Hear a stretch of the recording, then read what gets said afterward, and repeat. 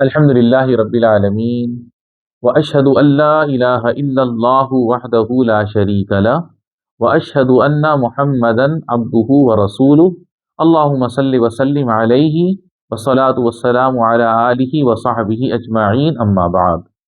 معزز سامعین و ناظرین کرام، السلام علیکم ورحمۃ اللہ وبرکاتہ۔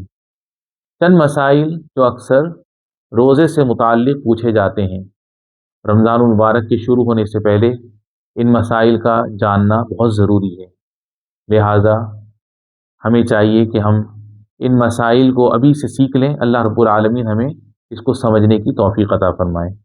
سب سے اہم مسئلہ اور سوال جو اکثر لوگ کرتے ہیں وہ یہ ہے کہ رمضان کے دن میں جانچ کے لیے روزے دار کا خون لینے کا کیا شرعی حکم ہے؟ اس کا جواب یہ ہے کہ یہ جائز ہے، کیونکہ یہ روزے کو توڑنے والی چیزوں میں سے نہیں ہے جن سے روزہ ٹوٹ جاتا ہے، اور اس لیے بھی کہ اس جانچ کی اور اس طرح کی دوسری چیزوں کی ضرورت پڑتی رہتی ہے، تو اس میں کوئی حرج نہیں۔ نمبر 2، روزے دار کے لیے انجیکشن کا حکم۔ مریض روزے کی حالت میں جو انجیکشن استعمال کرتا ہے اس کی دو قسمیں ہیں۔ پہلی قسم غذائیت پہنچانے والا انجیکشن، جس کے استعمال سے روزے دار کھانے پینے سے بے نیاز ہو جاتا ہے، اس سے روزہ ٹوٹ جائے گا۔ اس طرح کے انجیکشن کی اگر کسی کو ضرورت ہوتی ہے اور وہ اسے استعمال کرتا ہے تو اس کے ذمے قضا لازم ہے، اس لیے کہ اللہ تعالیٰ نے فرمایا فَمَنْ كَانَ مِنْكُمْ مَرِيضًا أَوْ عَلَى سَفَرٍ فَعِدَّةٌ مِّنْ أَيَّامٍ أُخَرَ، یعنی لیکن تم میں سے جو شخص بیمار ہو یا سفر میں ہو تو وہ اور دنوں میں گنتی کو پورا کرے۔ اچھا، دوسری قسم ہے علاج والا انجیکشن، جو غذائیت پہنچانے والا نہ ہو بلکہ بدن کو طاقت پہنچانے یا چستی پیدا کرنے کے لیے لیا جائے، یا اس طرح کا کوئی اور مقصد ہو تو ایسا انجیکشن جسم کے کسی بھی حصے میں لگوانے میں کوئی حرج نہیں، چاہے خون کی رگ میں ہو یا گوشت میں یا اور کسی طرح سے لگایا جائے۔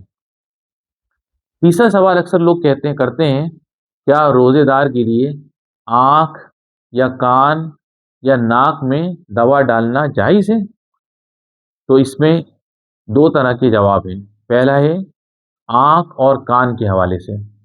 آنکھ اور کان میں دوا کا ٹپکانا تو ان دونوں سے تو روزہ نہیں ٹوٹے گا، اور روزے کی حالت میں ان کے استعمال میں کوئی حرج نہیں، کیونکہ کان اور آنکھ کے ذریعے کھانے یا پینے کی چیز انسانی معدے تک نہیں پہنچتی ہے۔ اب رہا سوال ناک کا۔ ناک میں ٹپکائی جانے والی دوا تو اس سے روزہ ٹوٹ جائے گا، کیونکہ ناک معدے کا راستہ ہے، اسی لیے نبی کریم صلی اللہ علیہ وسلم نے اس کے بارے میں بیان فرمایا۔ اس کو میں ترجمہ عرض کرتا ہوں: ناک میں پانی پہنچانے میں مبالغہ کرو مگر یہ کہ روزے سے ہو، یعنی وضو کرنے کے دوران ناک میں پانی پہنچانا چاہیے، لیکن اگر روزے دار ہیں تو ناک میں پانی نہ پہنچائیں، اس سے احتیاط کریں۔ ابھی بات ہو رہی ہے ناک میں دوا ڈالنے کے حوالے سے۔ کسی مرض کی وجہ سے اگر کوئی رمضان کے دن میں اسے استعمال کرتا ہے تو کوئی حرج نہیں، کیونکہ وہ مریض کے حکم میں ہے، اس لیے اس کا استعمال کر سکتا ہے، مگر رمضان کے بعد وہ قضا کرے گا۔ اچھا، چوتھا سوال ہے کیا روزے دار کے لیے مسواک یا منجن دانت صاف کرنے کے لیے جائز ہے یا نہیں؟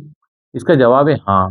اگر روزے دار منہ کی بدبو کو دور کرنے یا منہ کی صفائی کے لیے دانت منجن یا مسواک استعمال کر سکتا ہے، کیونکہ اس میں کوئی شرعی رکاوٹ نہیں ہے، مگر اس بات کا خیال رہے کہ کوئی چیز پیٹ میں نہ پہنچ پائے، بلکہ روزے دار اور غیر روزے دار سب کے لیے مسواک کرنا سنت ہے، کیونکہ نبی کریم صلی اللہ علیہ وسلم کا فرمان ہے۔